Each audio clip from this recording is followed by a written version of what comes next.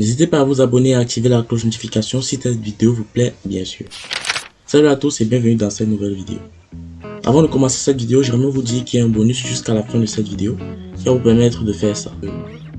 Un background, une image. Donc, donner un texte, une couleur, image, si on veut dire comme ça. Aujourd'hui, dans le monde, vous pouvez constater qu'on a beaucoup de sites web et ces sites web là regorgent beaucoup de contenu. Ces contenus là sont rendus possibles grâce à leur beauté qui permet de maintenir les utilisateurs sur les plateformes de sites web.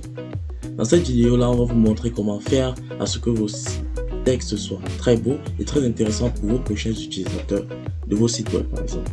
On commence. Pour commencer, j'ai déjà un index.html que j'ai déjà créé. Je mets un P. Vous verrez pourquoi. Avec un lorem ipsum, ça marche. Notre lorem ipsum, il charge. Voilà, c'est fait. On revient à la base. J'ai déjà relié mon style.css à HTML, à index.html, tout simplement. Donc voici link rich style.css. Par la suite, ce qu'on fait, c'est qu'on a un P là. Comment sélectionner ce P-ci? Nous avons déjà vu dans le tutoriel passé. Si vous n'avez pas encore vu ce tutoriel là, je vous invite à aller découvrir ce tutoriel là qui va vous permettre de maîtriser la sélection. Comment sélectionner vos balises HTML en CSS. Tout simplement. Voilà P. Première propriété que nous allons voir dans cette vidéo, c'est color. En effet, un texte n'est beau que s'il possède une couleur qui nous permet de lire ce texte là. Une couleur qui est très attrayante, une couleur qui marie avec les autres couleurs de notre page par exemple. Donc voilà notre P. Qu'est-ce qu'on fait? On applique une couleur. Sachez que pour les couleurs, il en existe 4 types récurrents. Ces 4 types récurrents là, on va parler de couleur classique. Couleur classique, on a le bleu, on a le rouge. Couleur hexadécimale, on a le blanc, FFF. On a le dièse, CCC. On a le dièse, AAA. C'est fait. Par la suite, on a 2 autres types de couleurs qui se ressemblent. On a du RGB. RGB qui possède plusieurs paramètres, parmi lesquels 3, 0, 0, 0. Donc voilà ces 3 paramètres, ces 0 là.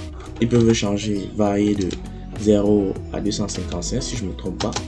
Et on a aussi une autre deuxième propriété qui est du RGBA qui lui va permettre de définir l'opacité de notre couleur.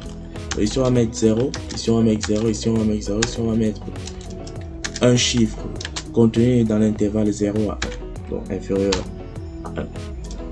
Voilà, c'est fait. Voilà nos 4 types de couleurs comme vous pouvez le constater. Qu'est-ce qu'on fait?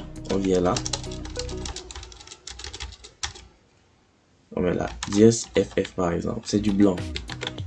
Ce qui rend notre texte quasi impossible à lire. On met là, AAA. Vous constatez que ce sont des couleurs un peu plus floues, mais il en existe aussi des couleurs très claires. Vous allez voir là, la couleur, elle a bien changé. ACC, ça change. ABP, ça change. Et plein d'autres couleurs que je vous invite à découvrir dans les prochains tutoriels où je parlerai d'extensions en CSS qui vont nous permettre d'ajouter des couleurs sans se cracasser et à chercher des couleurs partout sur internet. C'est fait. Donc pour ce qui est de la couleur classique, la couleur hexadécimale, je crois qu'on a tout vu. RGB plutôt. Cette couleur possède 3 paramètres comme je vous l'ai déjà dit. Premier paramètre 14 par exemple, deuxième paramètre 25, troisième paramètre 56. Et Visual Studio Code nous propose directement cette couleur là. Sachez qu'avec Visual Studio Code, l'avantage qu'on a, c'est qu'on peut changer cette couleur là en survolant juste ce carreau-ci.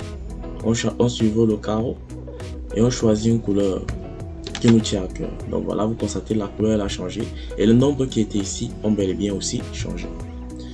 RGBA, c'est terminé. Premier paramètre, deuxième paramètre, troisième paramètre, c'est fait. Donc vous pouvez choisir aussi d'autres côtés comme ici. Voilà, vous constatez que la couleur elle a changé pleinement. Donc RGBA, on passe à la suite. RGBA, on peut aussi utiliser la même couleur. Pour RGBA, on utilise la même couleur. Donc ici on ajoute notre RGBA et on vient juste ajouter notre quatrième paramètre qui est 0,1 par exemple, ce qui rend notre couleur quasi illisible. 0,8, un peu plus flou. 1, encore un peu plus visible. Voilà. RGBA, je crois que c'est terminé. On va passer donc à la deuxième propriété qui va nous être utile pour ce qui est de la mise en forme du texte en CSS. Il s'agit de quoi? De font size. Cette propriété-là, elle va nous permettre de donner de la taille à notre texte. Sachez que font size possède déjà par défaut des valeurs définies et des valeurs non définies. Par défaut, nous avons des valeurs définies comme large, comme vous pouvez constater, large, larger, medium, small, smaller, x large, x small, x large, xx large, voilà, x small, voilà. Ce sont des valeurs qui vont permettre de modifier la taille de votre texte. Donc, on met par exemple large, le texte a augmenté, ça c'est visible. On met là, le texte augmente encore plus, on met là, le texte augmente encore. Ça c'est la dernière valeur de large. On efface ça et on passe au deuxième élément. Le deuxième élément c'est small. Small comme en anglais on comprend, ça veut dire petit. Donc, ça c'est petit, mais on veut que ce soit encore un peu plus petit. On met X, c'est fait, c'est encore plus petit. On met 2X, c'est encore un peu plus petit. Donc pour small, voilà les trois valeurs possibles. Je crois que c'est terminé. Small, large, voilà. En dehors de medium qu'on n'a pas vu, medium je crois que c'est moyen. Donc par défaut c'est medium, la raison pour laquelle vous ne pouvez pas constater un changement. Voilà, maintenant nous allons passer au deuxième type de valeur, valeur non définie. Large, small et medium ce sont des valeurs définies. Maintenant on va passer à des valeurs non définies, des valeurs que vous-même pouvez ajouter à votre propriété font size. On va faire du 25px par exemple. Ce que j'aimerais vous montrer, ce qui est très intéressant sur cette partie-ci, c'est qu'il existe des unités. Sachez que les unités, elles ont leurs avantages et leurs inconvénients. Il y a des unités spécialisées dans le responsive qui vont faire en sorte que le texte s'adapte en fonction de votre écran. Donc voilà. On vient ici, première unité qui est très utilisée, c'est du px pour dire pixel. Deuxième unité c'est em par exemple, pour dire je sais pas trop, mais qui va permettre d'augmenter votre texte. Troisième unité c'est du rem et quatrième unité je connais plus trop, on a du pc par exemple qui n'est pas très utilisé. Donc voilà, pour ce qui est de font size, on a du 25px ici. Testons notre deuxième unité ici qui est du em. On met là par exemple un em, ce qui va nous donner par défaut la taille normale de notre texte. Donc il n'y a pas de changement. Lorsqu'on met du 2em, il y a notre deux points qu'on a oublié là. Lorsqu'on met du 2em, désolé cette erreur là. Lorsqu'on met du 2em, vous constatez la taille elle a bien augmenté. On augmente ici, la taille elle est normale. À 1em, la taille elle est par défaut à 1em. À 2em, elle augmente. À 3em, elle augmente encore. Voilà, c'est fait. Donc voilà pour ce qui est de em. Sachez que les unités ne sont pas égales. Vous avez vu 25px est inférieur à 2em par exemple. Voilà. Ici nous avons aussi du rem. Du rem qui est presque même type de caractère avec em, qui va vraiment nous être utile la majorité du temps. Pour ce qui est du responsive, pour ce qui est de l'adaptation aux écrans, qui veut dire la même chose grosso modo. Nous allons passer à une étape très essentielle. Il s'agit des mots-clés, des mots, bon, des mots tout simplement. Mots tout simplement, par mot tout simplement, on va parler ici de maximum et de minimum. Sachez que lorsqu'on fait du responsive, le responsive c'est quoi? C'est cette méthode là qui va faire en sorte que nos éléments s'adaptent en fonction des écrans. Que par exemple pour notre site web, s'il affiche en largeur une image et que cette image n'est plus visible sur téléphone, c'est du responsive. Donc le responsive veut que vos éléments soient adaptés en fonction des écrans. Donc avoir un site web beau, tant sur PC, tant sur écran de téléphone, tablette et tout. C'est fait. Donc voilà. Pour ce qui est du responsive, c'est compris. On va parler de nos mots que j'étais en train de citer ici, min et max. Min et max, ce sont deux valeurs ou deux mots qui vont nous permettre d'ajouter une précision à nos taille de caractère. Donc, on va venir ici. On va venir commencer par min. Min. On met là du 25 px par exemple. Et ici, on met du 1 px. Constatez, c'est quasi illisible. Pourquoi? Parce que dans min, la plus petite valeur, c'est 1 px. Donc voilà. Et la plus grande valeur, on met par exemple 250 px. Pour constater, ça ne change pas. Pourquoi? Parce qu'on choisit ici la plus petite valeur. C'est beaucoup plus visible avec du responsive. Par exemple, laquelle ici, c'est pas très intéressant. Vous allez voir. On met du 75 là. Ouais, le texte, lui, il augmente. Ça, c'est pour dire quoi? La plus petite valeur, elle est à 20 pixels. Tout simplement. Vous pouvez aussi mettre du EM. Vous connaissez déjà le EM. Lui, il est très grand. Voilà. Ce qui ne donne pas forcément le même résultat avec du PX, comme je vous l'ai dit. Voilà, c'est fait. Voilà pour ce qui est du min. Donc, la plus petite valeur, et voici la plus grande valeur. On va passer à max. Max, c'est quoi? Vous allez constater la valeur maximum, c'est 250. Et la valeur minimum, c'est 20%. 20 px. Donc, diminue ça, vous voyez, c'est toujours à 20 px. On part à 50. Constatez ça au moins. Donc, à la différence de min, le premier caractère de max, lui, permet de donner la taille de la police actuelle. Et max, le dernier caractère, permet de donner la taille minimale de la police actuelle. C'est fait. Donc voilà, max et min, c'est terminé. Vous aurez les occasions de mieux approfondir ça dans les prochains tutoriels, dans les tests des sites web et plein d'autres projets que nous allons faire ensemble. C'est fait. Voilà pour ce qui est de font size. On va laisser notre texte à 25 px. Voilà. C'est un peu mieux de cette façon. Maintenant, on va passer à une autre propriété qui s'appelle font family. Sachez que pour ce qui est de font family, elle permet d'ajouter de la police d'écriture à notre texte. Donc de changer la police d'écriture à notre texte. Vous avez sûrement déjà entendu parler des polices d'écriture dans Word, Gabriola, Newtai, Roman. Ces polices d'écriture, on peut les appliquer aussi en CSS grâce à la propriété font family. Font family. Font family, il existe plusieurs façons d'importer des propriétés, des valeurs ou des polices d'écriture. Ici, nous avons deux façons d'importer des polices d'écriture. Lorsque une police d'écriture est déjà dans notre ordinateur, cette police d'écriture là s'affiche normalement. Donc, on n'a pas besoin d'importer par URL. On a juste besoin d'écrire le nom de cette police d'écriture là. Donc ici, on fait quoi? On met par exemple du comic sans MC. Sans MS. Voilà du comic sans MS. Vous allez constater que le texte, la police d'écriture, elle a changé, tout simplement. Donc voilà une méthode qui va vous permettre de changer la police d'écriture de vos textes, de rendre vos textes encore plus intéressants avec des polices d'écriture belles. Voilà. Ça c'est pour la première méthode.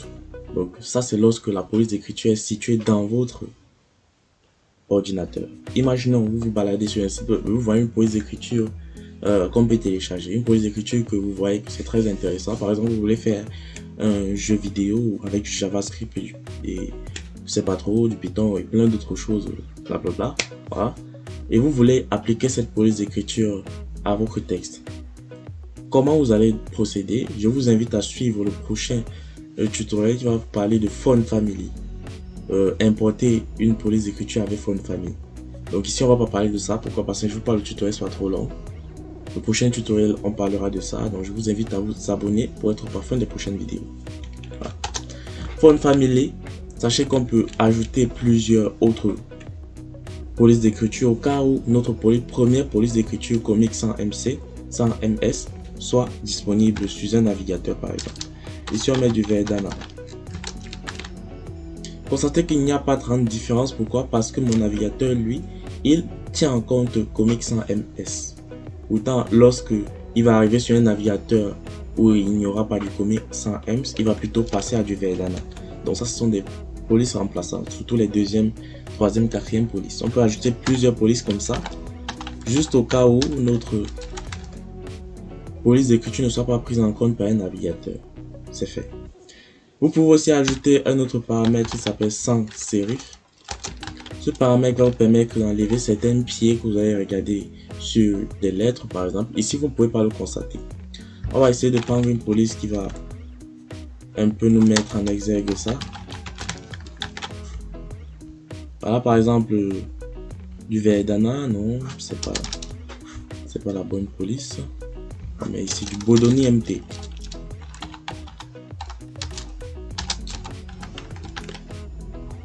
Parce qu'on met du Bodoni MT, jusqu'ici c'est pas très visible, mais je vais vous montrer ce qu'on a envie de couper la majorité du temps. Donc ce qu'on a envie de couper, ce sont ces petits pieds-ci, juste en bas de ce N6, ces petits pieds-ci, on ne veut pas les voir. Voilà, c'est un peu ça. Bon, essayons de mettre serif si ça peut marcher avec cette police-ci. Y a-t-il une différence? Bon, pas très visible, mais dans les tutoriels à venir, vous allez voir comment ça se passe. Et bon, avec d'autres polices, soit que ça va marcher. Sans ceci, on ne perd pas trop de temps. Pour Fun Family, ce qu'il faut retenir, c'est qu'il y a deux façons d'importer des polices.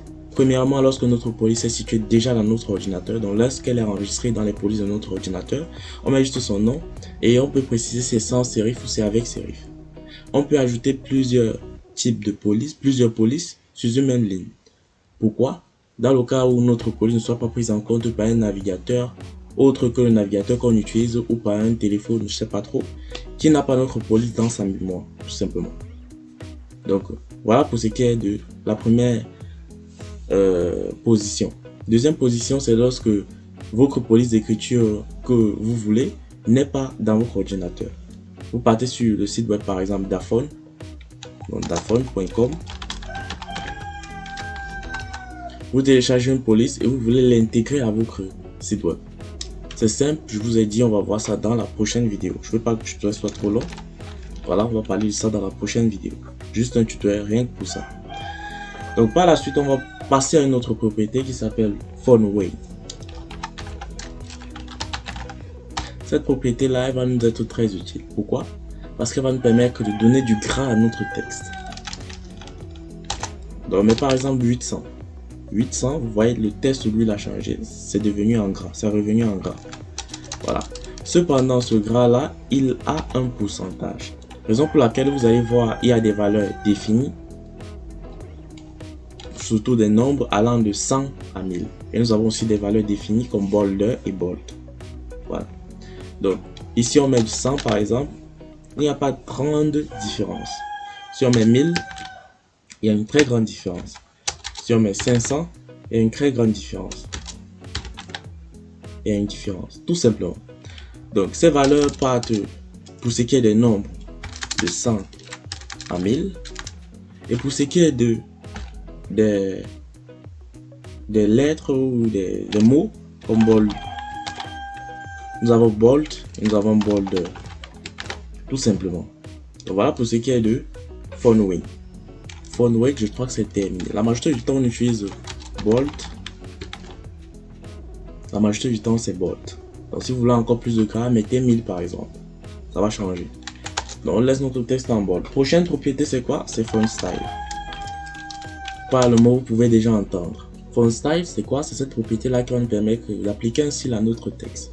Comme vous pouvez le constater, voilà ces valeurs déjà définies. Italique, normal, oblique, innovate, initial, handset. Voilà. Italique, c'est quoi? Mettre notre texte en italique, tout simplement. Première valeur, c'est faire notre texte, il est en italique. Deuxième valeur, c'est quoi? Pour connaître quelles sont les valeurs, par exemple, d'une propriété, on a juste qu'à venir faire ici CTRL et espace. Lorsque vous avez déjà tapé le nom de la propriété suivi du 2 points. Faites un CTRL espace. Vous allez voir les propriétés, les différentes valeurs que possède cette propriété-là. Oblique. Oblique, c'est presque similaire à italique. Je ne vois pas trop de différence. Voilà, mais la majorité du temps, on utilise italique. Donc cette fois-ci, on ne va pas appliquer cette propriété-là à notre texte. Pourquoi? Parce qu'on veut un texte joli. Et sachez que la majorité du temps, on ajoute du style à un texte en fonction de son importance. Voilà.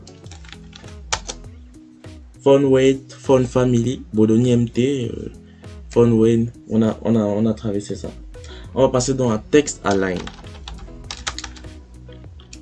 text align. Il est bien beau de donner de la couleur à notre texte.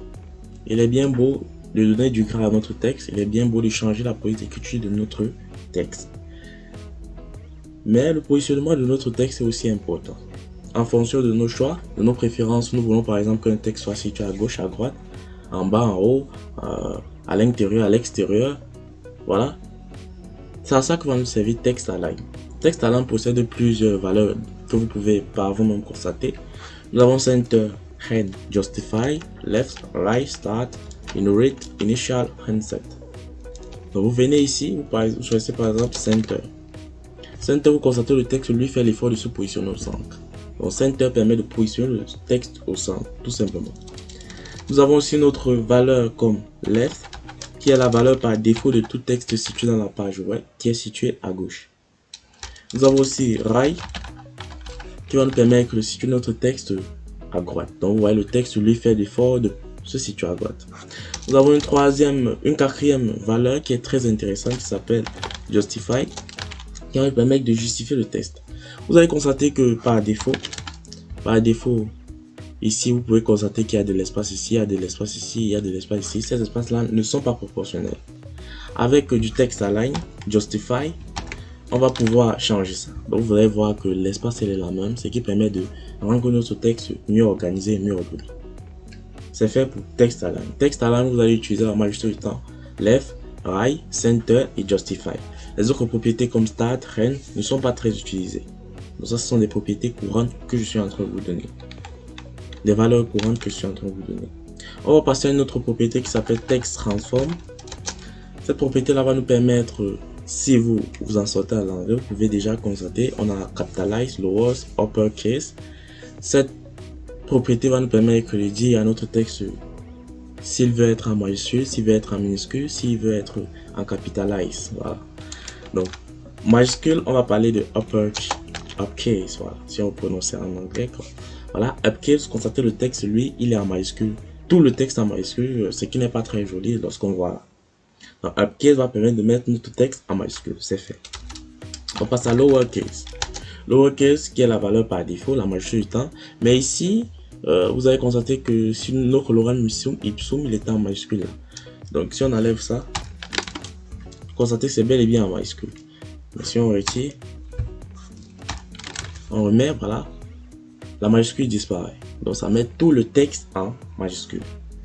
On va passer donc à une autre valeur de la propriété text transform qui s'appelle capitalize. Capitalize va nous permettre de dire à chaque mot que ta première lettre sera en majuscule. Tout simplement. Donc voilà, C, A, élite, voilà, tout ça, du latin, voilà, bref. Voilà à quoi va nous servir capitalize. Donc, les trois valeurs que vous allez utiliser au maximum, c'est uppercase, lowercase et capitalize. Tout simplement. Les autres valeurs ne sont pas très intéressantes, ne sont pas très utiles.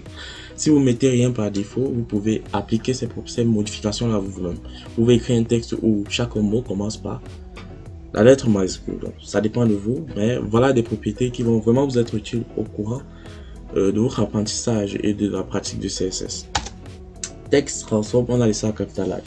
On poursuit notre tutoriel par une propriété qui n'est pas très utilisée mais qui peut être très intéressante. Il s'appelle text hidden. Text hidden va nous permettre de faire en quelque sorte, comme on dit souvent, aller à la ligne, sauter la ligne et tout ça. Text hidden va nous permettre de faire ça. Donc, on met par exemple 25px. Constatez 25px va nous permettre de bousculer le lorem ipsum qui était ici, ce qui retire la règle de notre justify. Justify qui permettra à ce que notre texte soit bien justifié de tous les côtés. Voilà. Donc, on augmente encore sa valeur à 50. Vous allez constater que ça augmente pour que ce soit encore mieux visible. Vous constatez le lorem ipsum, il est jusqu'à ici. Donc, sa ligne commence ici. Comme on vous dit souvent, sauter deux carreaux en fonction des quadrillages du papier. Voilà. Donc, ici, on va laisser à 25. Donc, c'est bien comme ça. On va passer à une autre propriété qui s'appelle letter spacing. Letter spacing qui est très intéressante. Pourquoi? Parce qu'elle va nous permettre de donner de l'espace à nos lettres. Donc si on veut un texte espacé, si on veut une présentation un peu plus intéressante, on peut décider d'espacer les caractères. On met du 25px. Donc je vais mettre du PC qui est encore plus grand. Alors, vous voyez du 25px, on est presque dans un labyrinthe. On n'arrive plus à se repérer, les mots sont quasi illisibles. Voilà, ça revient petit à petit. Ça revient petit à petit. Puis on laisse comme ça. Vous voyez que c'est un peu plus visible maintenant. Si on part à 2, c'est encore un peu plus visible. Maintenant, c'est un peu plus intéressant parce qu'on peut quand même distinguer les mots et les lire tout simplement. On va passer à une autre propriété qui est similaire à letter spacing et qui cette fois-ci est word spacing. Word spacing, elle va permettre de séparer plutôt les mots, donc de donner l'espacement entre les mots. On met du 25px au lieu des lettres. Donc vous voyez les lettres, elles sont séparées, les mots, ils se séparent. Donc on enlève du letter spacing, on met du word spacing en valeur. Voilà, vous constatez que le texte, lui, il est presque en rangée là. Pourquoi? Parce que word spacing va permettre de donner le même espacement à chaque mot. Voilà, entre chaque mot, tout simplement. Donc voilà pour ce qui est de word spacing. Donc on va lever notre word spacing. On remet notre texte comme d'hab. Ce qu'on va essayer de faire, c'est quoi? C'est une partie de cette vidéo qu'on appelle tout simplement bonus. Le bonus de cette vidéo, c'est en quelque sorte essayer de donner un background à notre texte. Donc vous avez constaté là, le texte, lui, il a une couleur presque bleue. Comment essayer de mettre au fond de ce texte-là plutôt un background, donc une image, tout simplement. Donc pour cela, on va venir ici. On va essayer de supprimer notre P. On va mettre un H2. On va mettre là quoi. Abonnez-vous par exemple. Là c'est aussi à titre d'exemple. On met abonnez-vous. On va laisser ceci. On va mettre un H2. Ce H2 là. Qu'est-ce qu'on fait? On n'applique pas d'abord la couleur. On essaie d'abord d'appliquer la font size. Font size et non font size. Voilà, font size. On met du 25px. C'est un peu plus petit. Voilà, ça vient petit à petit. On met du text align. Text align. Center. Dans notre texte, il est au centre. On met du font weight. On met du 1000. Voilà. Et par la suite, ce qu'on essaye de faire, c'est quoi? Maintenant, on passe à notre couleur. Pour la couleur, on va mettre une couleur transparente. Donc, mettons d'abord le background. Background color, qui est une propriété qu'on va voir dans l'un des prochains tutoriels. Voilà. Background color, on met là, par exemple, background image plutôt. On va mettre plutôt une image. On va mettre background image. Ne vous inquiétez surtout pas, je vais vous expliquer ça dans les vidéos à venir. Donc, essayons de voir si dans notre fichier, on a des images. Tuto, on va essayer d'importer des images. Donc, vous avez déjà fait ça avec du CSS, avec du HTML, si je me trompe pas, on a vu des tutoriels là-dessus. J'espère que ce test-ci, lui, là, une image, non? Donc, on peut pas chercher les images. Voilà par exemple des images. On copie celle-ci. On vient coller dans notre document. Voilà, elle a déjà un nom qui est abordable. Qu'on essaie de faire ici, c'est quoi? On met un point JPG. C'est pas visible, pourquoi? Voilà, c'est visible maintenant. Vous allez constater là, le texte, lui, il est englobé par un background. Maintenant, pour que notre couleur, pour que notre fond de texte soit ce background là, on va appliquer d'autres modifications comme color. On veut une couleur transparente et non noire, ce qui fait en sorte que le texte est quasi illisible. On va passer dans un WebKit. WebKit quoi? WebKit background clip. Bon, ne vous inquiétez pas, on va voir ça dans les tutoriels à venir. Et ici on met texte. Voilà, vous constatez le texte, lui, il a pris en quelque sorte le background de derrière. Donc c'est un peu ça. Donc pour essayer d'améliorer ça, pour que le font weight soit plus intéressant, On met qu'un font family, Bodoni MT. Donc voilà, vous constatez, c'est encore plus intéressant. Donc voilà, en quelque sorte, comment mettre un background à un texte. Donc c'est très intéressant. Très intéressant. Juste un web kit, background kit, c'est fait. Donc ça, mesdames et messieurs, je crois qu'on a fini pour cette vidéo. On se dit à la prochaine pour un nouveau tutoriel. Surtout n'oubliez pas de vous abonner et d'activer la cloche de notification. Faites parvenir cette vidéo à ceux-là qui ne peuvent pas se procurer des formations payantes. Et on se dit à la prochaine. Ciao, ciao.